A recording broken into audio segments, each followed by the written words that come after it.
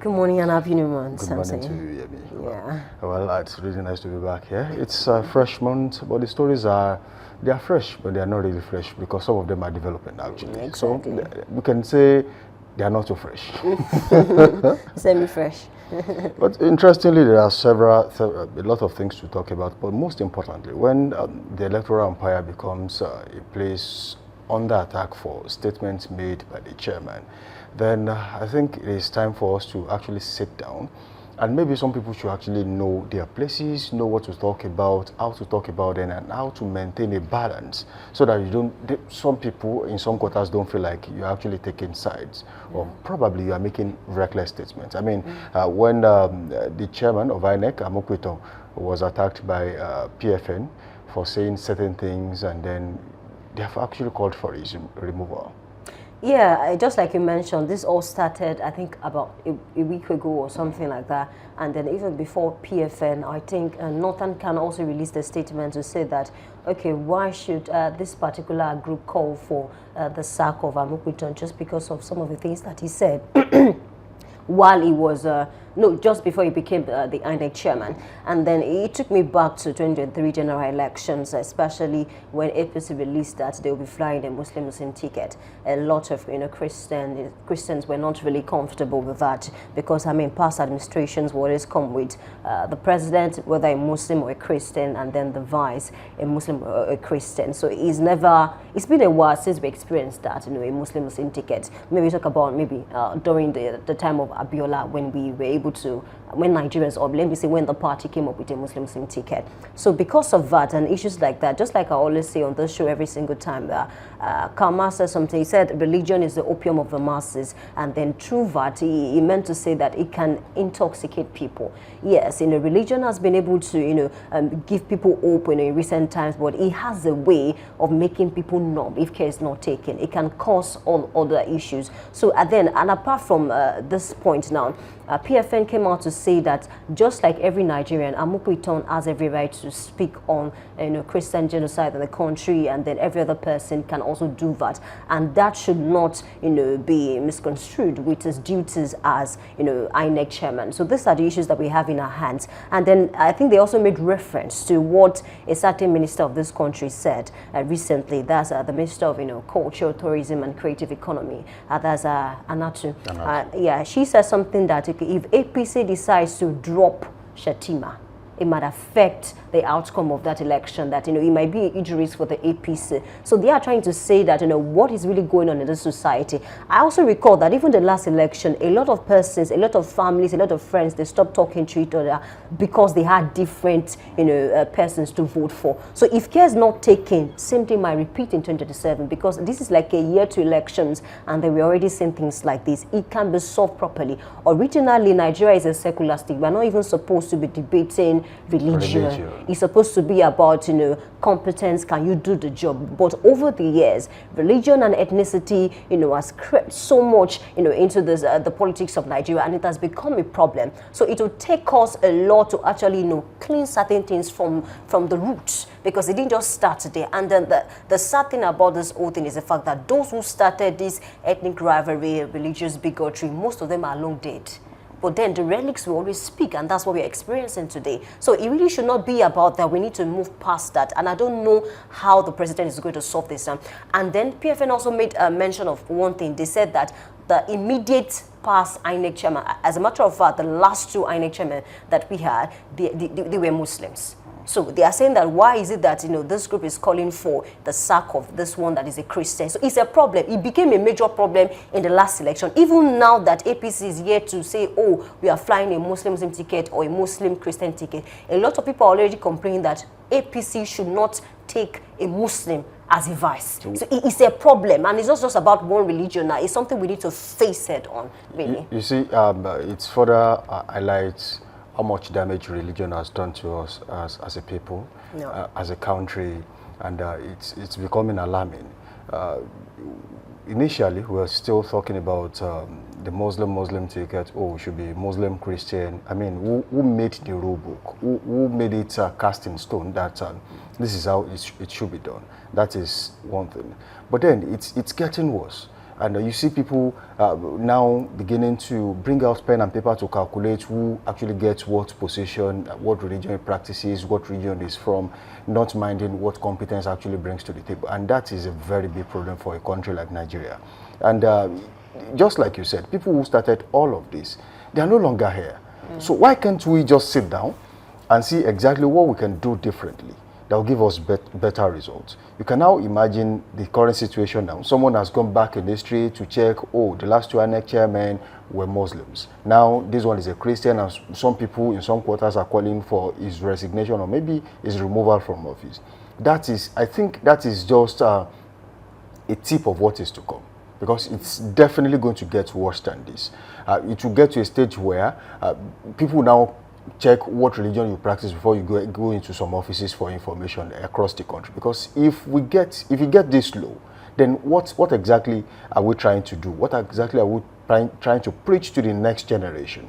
Because now we have been divided across religious line. We have been divided across ethnic lines, and it's becoming more and more of a problem. So now you talk of, oh, you are Yoruba, I'm Igbo, okay, after that, they will ask you, what religion do you practice? I mean, that's too much of bureaucracy for us to go through. And also talking about Amokuta, I think people should understand the fact that before people actually get to offices, they are just human beings like every other person, and they are bound to make statements that might really not sit well with everyone. I mean, you cannot please everybody. As much as you make a statement that people are hailing you for, there are people in some areas who will feel like, oh, that shouldn't have been something coming from someone like this. But then for the chairman of INEC, I think it is a timely warning for every other person out there. If you still have a career to pursue, sometimes there are statements that some people will consider reckless.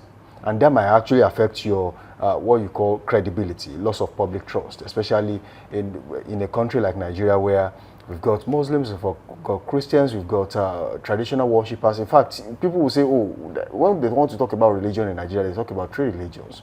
But then I think there are way more than that, right? We've got way more than that. We've got some religions that not many people are talking about. But then, that has affected him now. I just hope that there's a way for him to actually clean up all of that and make it all go away. And also, the political backlash that comes with it. When the political season actually heightens, when the season actually comes forth, people are always looking for loopholes, the lacuna to attack you as a person. And statements you made in the past may actually come back to actually haunt you at the end of the day. So that is one of the things you should know as the INEC chairman. If there are other things he said in the past that he feels like, oh, that's all gone, people will actually go and get the receipts for him now and put it out there. So you should be ready for barrage of attacks from everyone out there. So it's becoming a challenge. You spoke about religious bigotry in Nigeria. I think it started a long time ago, and it's not going away anytime soon. Because the kind of politics we play in Nigeria actually takes us back to that. The more you try to move away from that, I mean, you definitely, before you wake up or maybe open your eyes, you are back there. And that is because even the leaders are not helping matters. They are always towing this path every time the election is here.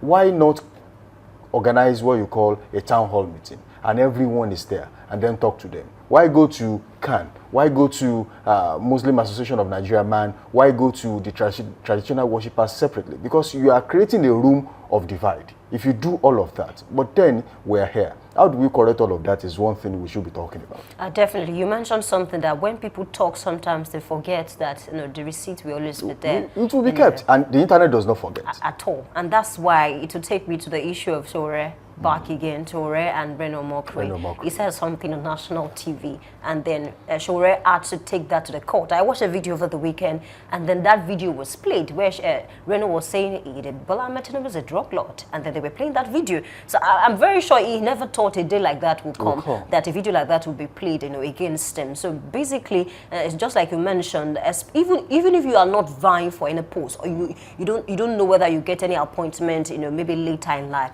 it is best to always be diplomatic about how you say some things in certain times. And then apart from that, I think the president can find a way to resolve all of this before the next election, because we are still trying to deal with the fact that INEC must learn from their mistakes.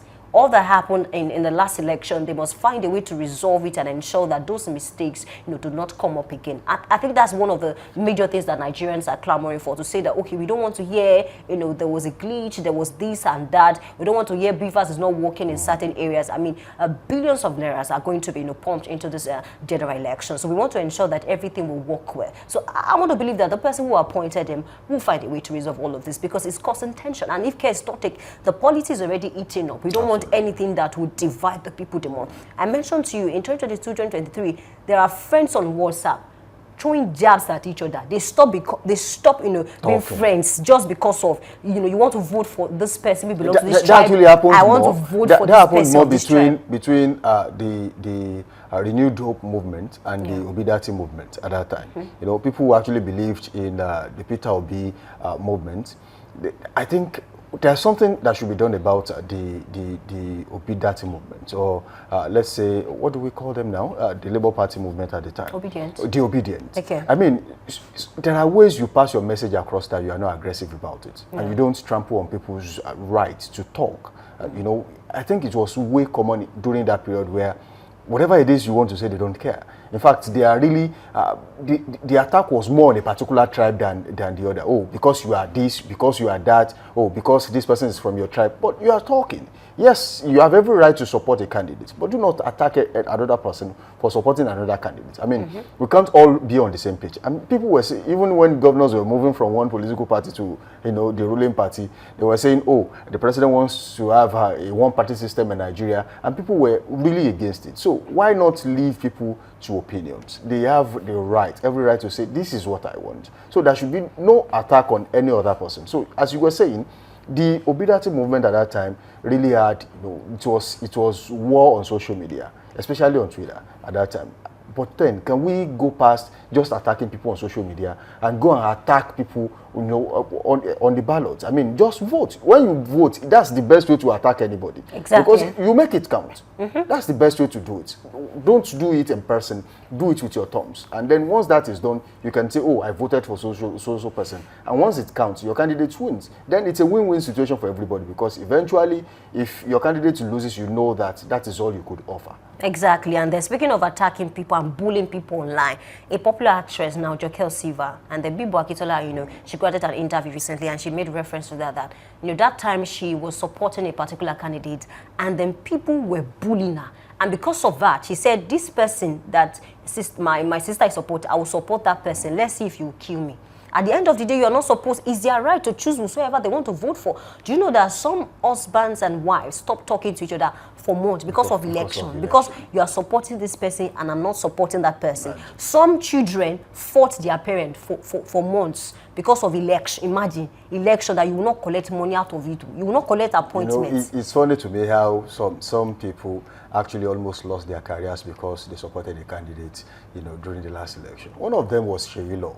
He was really vocal about the Asiwaju Bola Ahmed Tinubu movement. And he spoke recently and said some people no longer support his shows because he supported President Tinubu, and he doesn't care.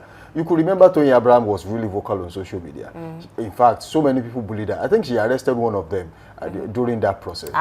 Tony Abraham was able to coin over Sabi Auntie, I mean, because of that scenario. So we should learn to play fair politics. Yeah. Yes, we understand we cannot all be on the same page. It's not even possible. We're not born in the same home. We don't have the same ideology. We don't think the same way. So meaning that what you like, I might not like it. And what I like, you definitely might not like it. So we should go back to that place where everyone has the freedom to support anybody they like. And then, just like religion, you might be a Muslim and I come to preach to you and say, oh, why not become a Christian? I say, no, I don't want to. And there's no fight. I move on. Okay, you might preach to me as a Muslim and say, oh, why not become a Muslim? And I will say, I'm not interested. And then you move on. So there should be no fight. If you have preached to a particular person about a candidate and you want them to support them, and he says, no, why not move on? So why go to social media and then begin to tag people, saying all sorts of things?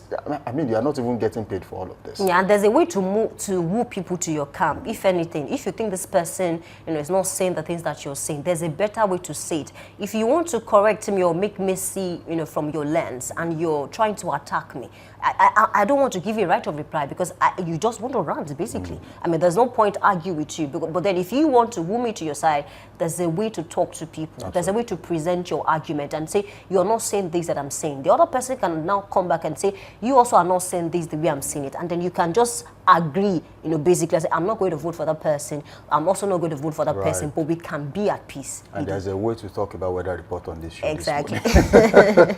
Okay.